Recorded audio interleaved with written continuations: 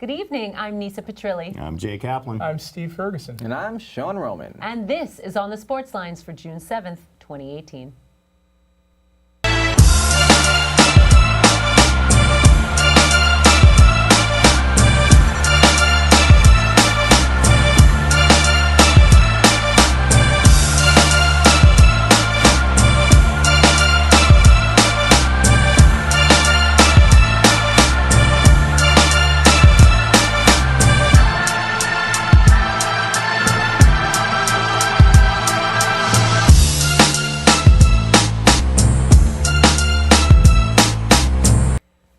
June annually brings us the NBA Finals, the Stanley Cup Finals, and the third leg of horse racing's Triple Crown, the Belmont Stakes.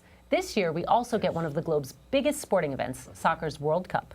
Tonight, we'll talk Cavs Warriors, Caps Knights, Justify's attempt to make history, and all the soccer we can fit into a 30-minute show. As always, you can find us on social media. Follow us on Twitter @OnTheSportsLines and like us on Facebook at facebook.com/OnTheSportsLines. For the fourth consecutive year, the Cleveland Cavaliers and the Golden State Warriors are playing for the Larry O'Brien Trophy. The Dubs are up 3-0 on the Cavs, despite the best efforts of LeBron James. Our guys are going to break down the series, looking at each team in particular and the series as a whole. Steve, who or what has stood out for you from the Warriors? Without question, it's got to be Steph Curry. Yeah. His shooting has been absolutely incredible, and it seems like every time Cleveland closes the gap in the game, he'll hit a jump shot. The one that I remember was the one that he literally took from 40 feet out pretty much and was backpedaling as he took it, fired it up, and hit nothing but twine. He is, without question, the best jump shooter in the league. Yeah, I mean, talk about a guy who has, even when he's not not in great form, he can hit things that's just, he's just ridiculous. To this day, he makes some of the most ridiculous, talk about how guys are bad ball hitters in baseball. Yeah. He's one of the best bad shot makers in the NBA. Yeah. He could have the most worst form ever, and he can still knock down a shot. He's the guy it's you ridiculous. say, oh, no, and he oh, yes. Yeah, exactly. That right there, yep. If you're a Warriors fan, it's the most amazing thing to watch. If you don't like the Warriors, it's the most annoying thing in the world. Because he breaks your back. You play good defense for 23 seconds, and then he kills you on the 24th. It's kind of annoying. Yep. So, Sean, who or what has stood out for you from the Cavaliers? The defining moment of the series was at the end of Game 1. And a lot of people are saying it's J.R. Smith. They're comparing his mental lapse to Fred Merkel's boner in 1908 or Chris Webber with the timeout. And there was likely a mental error there, but it's J.R. Smith. I don't think that was the most significant part of the series, because right before that, with 31 seconds to go, LeBron James, after his heroics of how many points he got, 40 points or whatever it was, he stepped in front of Durant, and in real time, the refs called it a charge on Durant. And you slowed it down, look at it 1,000 times, it is still a 50-50 judgment call. You have to respect what was called at the time. I mean, a body is never completely at rest. We're always moving in some degree or the other. So the way they broke it down scientifically, it was just unfair, and the referees took it out of the players' hands. Referees have to make calls on the spur of the moment. That call should govern, and not some delay in replay. And that, you're doing it against who is essentially the underdog. It took the wind out of Cleveland's sails. It deviated what actually could have been a very competitive series, because when the underdog loses a big moment like that, then, in Game 2 they were blown out. Game 3 it could have went either way, but they lost again. They took the competition and the closeness and the fun out of the NBA series. That's what the refs did. It was very disappointing for me. The whole replay thing, I've been talking about it for years. Now it's like you can't even watch the last 2 minutes of an NBA game without watching referees at a small screen and wondering what they're going to do. To me, it's just not fun to watch, and I'm not very excited about the NBA Finals. No, and I can completely understand that, because you as much as you want the refs, and I've talked about this for years, if it's a foul in the first, it's a foul in the fourth, whether it's Game 1 or Game 7. And I've always been as much a proponent of that as you have of not having replay decide a game one way or another. And I kind of have to agree with you, because you saw what happened. They were done right after that, because the Warriors just took them out of the game in overtime. And I felt that not necessarily not Game 3, but Game 1 was the Cavs' best chance to essentially make this a series, and that's the one they're going to be talking about, that they coulda, woulda, shoulda, but didn't. I agree. So, Jay, what's been the overarching series storyline? The emergence of Kevin Durant. You know, I mean, the narrative ever since KD came over from OKC has been no matter what he does, the Warriors will always be Steph's team. Well, I think that narrative is going to have to be slightly rewritten if only for the 2018 NBA Finals, because after a slow start in Game 1, KD has taken over this series and he's been cold-bloodedly efficient in doing it. Look, Game 1 had the quietest 26 points I've ever seen. Shot only 8 of 22, 1 of 7 from 3. Yeah, 9 boards, 6 assists, 3 blocks. But you know what? You expect more from a guy who people often say is the second best player in the NBA behind LeBron. It's almost like he knew he didn't have to have his best game because Steph, you know, and the Splash Brothers, him and Clay were going nuts. 10 of 21 from 3, combining for 43. And, you know, what's been a theme for the Warriors this entire playoffs? Flipping the switch, right? So Game 2, it's like almost like that's what happened to KD. 26 again, but 10 of 14, 2 of 3 from downtown. Another 9 boards, 7 assists, 2 blocks. Sure, Steph dropped 33, but if you were watching the game, you could see that KD was starting to figure it out. Yeah. You know, and you're like, okay, here he comes. Game 3, full on KD. Yeah. The one-man wrecking crew version that we've been waiting all series for. Sure, the Cavs, 16-4 run to open it. Durant's 13 got him a tie. He had 24 at the half. He finishes with 43 on 15 of 23, 6 of 9 from downtown, 13 boards, 7 assists. You would think on a night where Steph and Clay combined to shoot 7 of 21, 3 of 15 from downtown, and only managed 21 points, and no other Warrior manages more than 11. Yep. By rights, they should lose to LeBron when LeBron puts up a 30-point triple-double. Yep. But you know what? Durant had the biggest game when the Dubs needed it the most, and the 5 previous time the players put up 40, 10, and 5 in a road game and the finals win, team wins the title. KD keeps doing that, this series is over. That's right. Well, moving now from the hardwood to the rink, where 2 teams that have never won a Stanley Cup are facing each other for Lord Stanley's chalice. The Washington Capitals are looking to snap a 43-year drought, while the Las Vegas Golden Knights are looking to cap a Cinderella story for the ages. The Caps are up 3-1 on the Knights. Our guys are going to break down the series, looking at each team in particular and the series as a whole. Sean, who or what has stood out for you from the Capitals? The fact that, for once, since their inception in 1974, that the puck is really bouncing the Capitals' way. Yeah. Capitals have been a team that they've won the President's Trophy 3 years, 2010, 2016, 2017. I think in 2010, Rabinowitz, Jay, and I went down to Bayside and filmed a segment about, hey, they were the overwhelming favorites and there was no one to stop them. Wow. They won the division 11 times. They usually get stymied by losses to the Penguins. Think about this, though, in their history. In the mid-1980s, they started a 14-year streak of making the playoffs every year. And for whatever reason, once they got in there, something always stumbled the Capitals. And this year, that last game, which was the fourth game where they went up 3-1, in that first period, it was action-packed. The shots were about even. Vegas had a ton of chances, but they kept hitting the pole or like getting very close, big misses just off the mark. And the Capitals, before you looked up, it was 3-0, and neither team had really played better than the other. So it's just finally falling into favor for the Capitals, and I'm kind of happy about it, too, because I'm watching the Knights, and they have a nice story, but with absolutely no history, it's tough to watch a team. And we talked about it before. This has actually happened. An expansion team has made the finals. In hockey, it was back 50 years ago in 1968. The Blues, when they first started out, they won. They got to the Stanley Cup the first few years that they were a hockey team, but they lost each time, and everybody forgot about them. I tell you, Sean, any other year, the way the jinx on the Caps is, Holtby doesn't make that save any other year. Yeah. So, Steve, who or what has stood out for you from the Golden Knights? Well, with the Golden Knights, you know, the thing that I'm looking at is the fact that they have been unable to stop everybody else other than Ovechkin. They haven't stopped him either. They haven't stopped him. They haven't stopped Oshie. They haven't stopped Tashenko. Or Kuznetsov. Or Kuznetsov. They have been unable to do it. And also the goaltending as well. Fleury hasn't been nearly as good as Holtby. Holtby has been phenomenal. Standing on his head this entire series. Absolutely. I just think they're at the point now where they're running out of gas. Yeah. You know?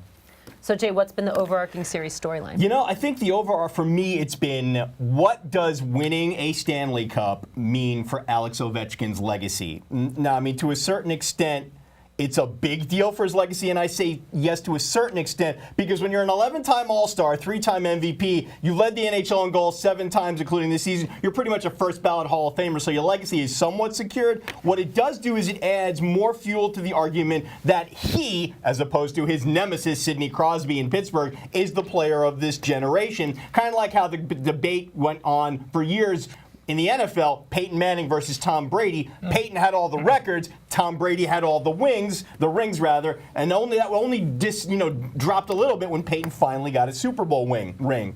So Crosby's a 7-time All-Star, only won MVP twice, only led the NHL in goals twice, but he's won 3 cups and he's been playoff MVP twice. And for most people, that's all that matters. Look at it this way: the Caps should close this out. If not tonight, then Game 5. Or Game 6, whatever. And I think, they've been feeding off of Ovechkin's play, his emotion, his leadership. He has been amazing on both ends of the ice. Defensively, 14 goals, 12 assists on the offensive end. And I'll tell you this, if they win the Cup, he's not only going to lift that, but he's probably going to lift the Conn Smythe. And if that all happens, it will be a legacy-defining moment for Alex Ovechkin. Wow. True, very true. Well, the final leg of horse racing's Triple Crown takes place on Saturday, June 9th with the 150th edition of the Belmont Stakes. Justify is looking to complete the 13th Triple Crown run in history and further cement trainer Bob Baffert's legacy. Jay, would the Triple Crown be diminished if Justify becomes the second horse in 4 years to win it? I don't think so. And that's not just my opinion. I think that's the opinion of most people these days who are what I am, which is a casual racing fan who really only gets interested when there's a chance that a horse like Justify could make history. And to me, horse racing needs the buzz and the hope of a Triple Crown to sustain itself, even in down years, because again, to keep bringing in the casual fans. I mean, if you want proof of that, you guys remember the last time we actually talked about Belmont on this show? 2015. Why? Because American Pharoah had a chance to end a 37-year drought and win the Triple Crown, which he did. The way I look at it is this in terms of diminishing. Every fan wants to see history made or see extraordinary feats on the fields of play. Nolan Ryan had 7 no-hitters. Nobody said anything about diminishing the feat. 8 quarterbacks have thrown 7 TDs in a game. We're going to be just as awed when it happens again. Michael Jordan topped 50 points in a game 31 times. Fans were awed each time. Winning to the Triple Crown to me is no different. It's a deed worthy of note, and it's worthy of our attention every time it's possible. Absolutely. I have to go along with you on that too, Jay. I mean, frankly, to see a horse the second time in the last 4 years be this competitive is tremendous because it's so difficult to even win one of these, much less to win 2 and have a chance to win the third one. So to me, with the weather conditions and the track the way it is in many occasions, I don't see it being a big deal. Nope. To me, it's no. Triple Crown wouldn't be diminished. It's very hard to do. What I do think that horse racing is lacking right now is what it has through a very organic process, which is very rare, is rivalries. You probably don't even recognize these names. 2007. These names you will. You had Street Sense, Curlin, and Hardspun racing against each other, winning every other race. No Triple Crown winner, but horse racing was great. In 1978, you had Affirmed and Alydar. Yes. Oh, yes. Tremendous rivalry. Yes. 1989, a little more recent, you had Sunday Silence and Easy Goer. Right. If you go way back when to Secretariat, I mean, he had Sham, who could never quite beat Secretariat, but was still very well respected. And way back 100 years ago, you had like Man of War, Sir Barden, and War Admiral, and Seabiscuit. Right. So we haven't seen this at least since 2007, and I think that would bring the casual racing fan a lot more if there were actually rivalries and competition between 2 horses you could become aware of in the same year. Yeah. Good point. Good point. The 2018 World Cup gets underway in Russia on June 14th, minus the USA for the first time since 1986. The field has plenty of countries with title aspirations and a select few with title expectations. Our panel is going to look at 3 of the Tier 1 contenders, including 2014 winner Germany. Jay, do the defending champs return a squad capable of a title defense? In a word? Ja. Look, I picked them in 2014, and I'm picking them again this year, even though we haven't had a back-to-back winner since Brazil in 58 and 62, if I'm correct, Sean? I think. Look, these guys went undefeated in qualifying, 10-0-0. They had a plus 39 goal differential. They scored 43. only Belgium matched them in terms of that output. They only allowed 4. And look, they're doing it their way, which is they don't take a team that has a true star player like a Messi or a Ronaldo. They believe that if they have enough depth and strength of talent, from stem to stern, that's going to be better than a superior individual. And they have enough depth this year. They're leaving Leroy Sané, who's one of the best players in the EPL, behind. They're leaving Mario Götze, who had the game winner with them in 2014. He's left behind. Mueller, Hummels, Boateng, Otsl, along with Neuer, the goaltender, all returning from that 2014 champion.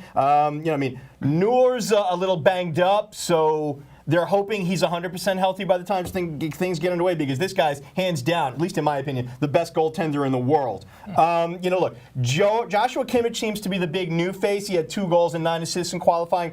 People are saying he's the next generation heir apparent to Philipp Lahm, who was one of the all-time greats for the German national team. The guy I'm going to be looking at, though, is Toni Kroos. Been the unsung hero for Germany for years, dominates the midfield. His ability to distribute dictates the pace of Germany's game. He gets himself into dangerous situations near the box. He's one of the most complete midfielders in the world, and he should be the centerpiece of Germany's attack as they try and defend their title. And look, Mexico's going to be a big obstacle in group play for them, but you know what? I'm riding and dying with Die Mannschaft. Sean, can Brazil bounce back from an embarrassing 2014? They had the world at their fingertips. If you think about Brazil in 2014, they had the Olympics and the World Cup in the span of just a couple of years. Now, the passion is obviously Brazil. And Brazil had a very good run. Getting to the semifinals is not a bad result. Nope. Quarterfinals, though, their best player, world international superstar Neymar, went down with an extraordinarily significant back injury. So they went up against Germany, and they weren't even able to keep it close. Germany came out. It was an old-fashioned blitz, absolutely. Yes. Brazil was just fortunate to get a goal, so it wasn't like 7-0. I mean, that game could have been 10-0 if you would have watched it. It was a sad moment for them, very embarrassing, but they have bounced back. When they got the Olympics for the younger guys, they did wind up with the gold medal. They have regrouped. They changed their coach. Neymar is leading the way. He did have a foot fracture, but he, instead of like saying, hey, listen, in these international competitions, it's not worth it because I fear of getting injured, his attitude is, now I'm the captain of the team and I'm proud to represent my country. Here I am. I expect them to at least wind up where they did last time in the semifinals. And, Brazil has an all-around dynamic, fascinating team. Another forward, Gabriel Jesus, is extraordinary. It's going to be such a dynamic attack. They're going to be very tough to beat. Germany and Brazil are 2 heavy favorites, and you could easily see why. Yeah. Very true. So, Steve, is this the year Lionel Messi finally brings the cup home to Argentina? I think they have a chance to do it. Obviously, Germany and Brazil are terrific teams, but the thing is, when you look at the reason why they have a shot at it, first of all, they have to have a little luck on their side, which would be a good thing. Their midfield has to be competent in the way they play, and their defense has to be improved. But if you look at what they have to offer, if you look at a guy like Angel Di Maria, he's the one attacker who's comfortable playing with Messi, and that will keep him from being double-teamed. And also, Jorge Sampaoli has to play tactically well, so the focus won't be strictly on Messi. The goaltender they have, Sergio Romero, is a good goaltender, but frankly, the best goaltender on their team is actually David De Gea, who is the star goaltender for Manchester United. And they might want to think about starting him, perhaps, instead of going the other way with this. But they have a shot at pulling this off. You got Messi. They got the finals last time. Yeah, they live and die with their center forward. Hey, best player in the world. You got Messi, you've always got a shot, right? Very, very, very true. Yeah. So we're going to continue our World Cup preview with a look at 3 of the more intriguing countries who might be able to make a run in a segment we call Buy, Hold, Sell. The guys will tell us if they're all in, on the fence, or cutting bait on these teams. Sean, Iceland is riding high off Euro Cup 2016. Buy, hold, or sell on the 2016 tournament darlings? I am going to buy on Iceland, and because after they had that wonderful performance of getting to the quarterfinals in the Euros, they had a great qualification process. They did very well. They're in the same group as Croatia, who's another good team. They split the games, but in Iceland's win, they absolutely destroyed Croatia. They're in a tough group with Argentina and Nigeria as well. Wow. So that's the second group of death besides Brazil, Switzerland, Serbia, and Costa Rica. But, their qualification was very strong. They are the smallest country ever to make a World Cup, and they're riding the goodwill of the entire world who's watching them because of that inspired performance, and they did not let up after that win, and it's got them here. So they're riding momentum. That's why I'm continuing with Iceland. They'll be fun to watch. I mean, not getting to semifinals, but I think they'll get to the quarterfinals and make a respectable They're showing. fun to watch, right? Fun team for sure. Interesting. So Jay, England is bringing one of its best squads in years. Buy, hold, or sell on the Three Lions. This is a very intriguing team that England is bringing to Russia. A lot of potential. Their group with Belgium, Panama, and Tunisia is winnable if some things break right. So I'm actually going to buy. I'm going all in on the Three Lions, and I'll tell you why.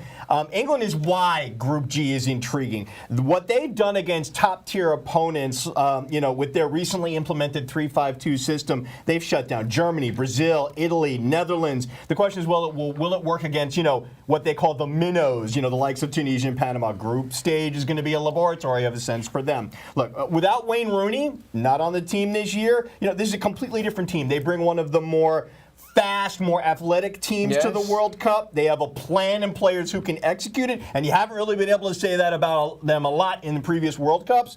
But again, everything is hypothetical because they are somewhat untested.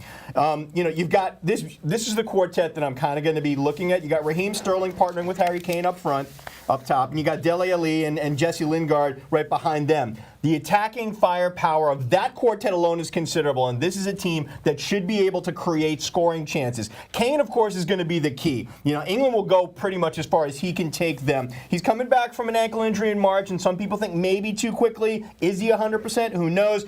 For a few players can hit the back of the net the way this guy can. 108 goals in 150 EPL matches, 13 goals in 24 matches for the national team. If he's healthy, England can threaten anyone. I like their chances to get the number 2 slot coming out of their group behind Belgium, who is definitely a lot stronger team. And if that happens, you're looking at a round of 16 game against possibly Colombia in Group H. Look, I look at it this way. If they reach the quarters, the tournament's a success, because anything past that, then they're going to run into a team the likes of Germany, and they're not getting past Die Mannschaft. I just love saying it. I'm sorry. Cool. Steve, Costa Rica was the surprise of the 2014 World Cup. Buy, hold, or sell on Los Ticos. You know what, Nisa? I have to put them at the hold position because although they did get to the quarters in 2014, if we were talking back in 1963, 1969, 1989, when they did win the 3 CONCACAF championships, they're not quite at that level these days. And as a matter of fact, if you look at them, February, March 2015, they were 13th ranked by FIFA. Currently, they're ranked 25th. And somehow they managed to get through the group of death in 2014 to get to the quarterfinals. But they're not in the group of death again this year. Yes, and they're in it again. And I don't think they're quite good enough. They may get back to that level, but I don't see them getting to the championship. It'll be tough. Well, that music means it's time for the 3-minute warning. Sean, lead us off. The World Cup is just days away, and fans of Team USA will have to content ourselves by rooting for teams we have some ethnic connections to, or we'll just adopt a team. But there's one last thing to root for: the bid for the World Cup in 2026. It seems to be down to Morocco and the joint bid of Mexico, Canada, and the United States. Also an option, FIFA rejecting both bids. Having 3 neighboring countries host the World Cup is a good and novel idea. One reason it'll work in the future is that the tournament is going from 32 to 48 teams. This means 16 groups of just 3 teams. So that's just 2 guaranteed games from every team that makes it. But the top 2 out of 3 of each group advance. Mexico hosted a terrific games in 1986, and the U.S. a very ho-hum event in 1994. Both are eager to re-welcome the tournament. Morocco has some security concerns, which is making the bid from the Americas look like the front runner. So I'm hoping that FIFA tears down walls between our neighbors to the north and south and welcomes the World Cup. Houston, no more problems. Get LeBron. As free agency looms and the NBA Finals begin to wind down, speculation abounds as to where a number of free agents will go. The big one on the lips and conscience of everyone is LeBron James. Hey LeBron, aren't you tired and fed up of having to do everything for the James gang as you did against the Boston Celtics and as you are doing now against the Golden State Warriors? It's 5 against 1. Yeah. While you are still the best at age 33 and after 15 years in the league, it's time to leave Cleveland once again. Go to the Houston Rockets. Be part of a trio with Chris Paul and James Harden. Think of the D'Antoni's 7-second offense and a team that was 6th in defense. Imagine all the open looks all of you would have. Who could stop you? Harden would dribble out the clock almost every time on offense, and Paul would have another superb playmaker and shooter to work with. What could be better for them and for you? Join them in 2019 and win it all. I've talked about amyotrophic lateral sclerosis, commonly known as Lou Gehrig's disease, on this show more than once. The last time was 7 months ago. Sadly, tonight, I'm doing it again. 7 months ago, I talked about legendary 49ers wide receiver Dwight Clark and his battle with this insidious disease. Tonight, it's about Clark losing that battle. He passed away on Monday, June 4th. He was 61. I had already planned tonight's piece to be a follow-up on Clark after reading about former 49ers owner Eddie DeBartolo putting together a gathering of Clark's former teammates back in April at his ranch in Montana, about 15 minutes from where Clark lived. By all accounts, it was a joyous reunion with love, laughter, and storytelling. None of those who made the trip wanted to believe it would be the last time they'd see Clark, but some knew it could be. Sadly, they were right. During the gathering, a video played that followed Clark's life, career, and his path to being diagnosed with ALS. Near the end of it, Clark ponders whether he'd want 20 more years or have all 5 of the Super Bowl rings he had with the 49ers as both a player and an executive, and the friendships that came from his 20 years with the team. He said he might negotiate 2 rings instead of 5 and 10 more years. Then he chuckled and said despite the bad break, it would be hard to say he'd had a bad life. Up in heaven, Lou Gehrig is nodding his head. Down here on earth, I'm hoping we're one day closer to a cure for the disease that bears his name. Well, the Yankees are extremely upset with ESPN over a scheduling issue. They were initially playing a 1 p.m. game at Toronto on July 8th, but ESPN decided to move it to their Sunday night baseball matchup at 8 p.m., which would usually be fine, except that the Yankees have a doubleheader the very next day at Baltimore. Aaron Boone is livid with ESPN, and rightfully so. The team would have to go from a late-night road game to traveling to play a doubleheader the next day. The short turn and long travel asks too much and potentially jeopardizes the health and safety of the players.